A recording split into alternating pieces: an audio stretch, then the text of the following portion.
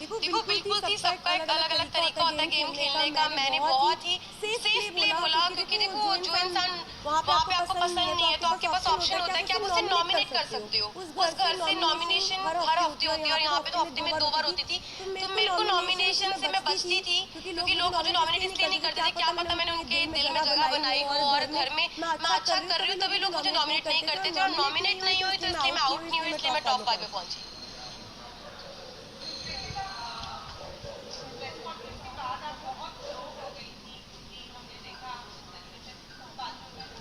जी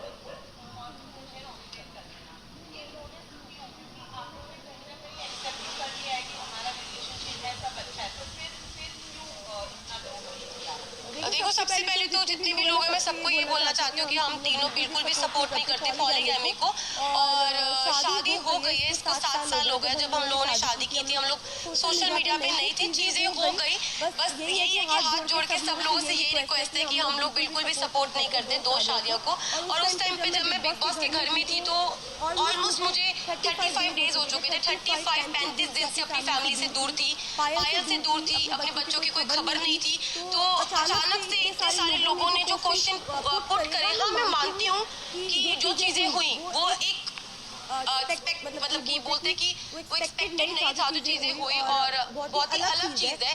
तो पर जो लोगों के क्वेश्चन थे ना वो कहीं ना मुझे हर्ट कर रहे थे। और मुझे इस चीज सुनने में आई थी कि पायल के बारे में जो लोग बोल रहे थे, तो वो चीजों के बारे में मुझे ना टेंशन सी हो रही थी। मतलब कुछ चीजें मुझे खाई जा रही थी। और हम बिग बॉस के घर में थे, मेरे पास फोन नहीं था कि मैं अपनी फैमिली को पूछ सकूं क्या वो ठीक है, क्या मेरे बच्चे ठीक है। तो बस एक होता है ना कि आप 35 दिन से भरे हुए थे और वो उस दिन जो बातें हुई उस बातों से मुझे तोड़ दिया और मैं इमोशनली ब्रेक डाउन हो गई थी। पर फिर जब मैं रोई और मैंने अपनी जो दिल की बात अरमान जी से शेयर करी, फिर मैं थोड़ी सी, मेरा जो दिल है वो हल्का हुआ।